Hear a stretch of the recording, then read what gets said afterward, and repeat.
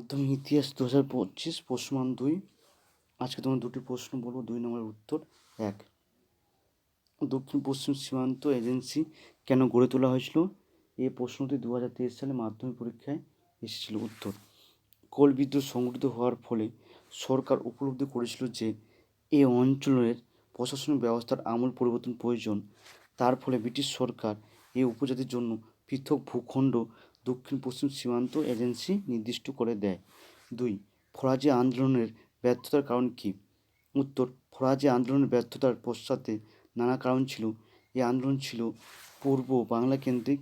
ইংরেজ সরকার নীলকর ও জমিদারদের বিরুদ্ধে এই আন্দোলন রুখে দাঁড়াতে পারেনি, তাই বিদ্রোহ ব্যর্থ হয়। তাছাড়া দুধুমিয়ার পর এই আন্দোলনের উপযুক্ত দক্ষ নেতার অভাবে এই আন্দোলন ব্যর্থ হয়।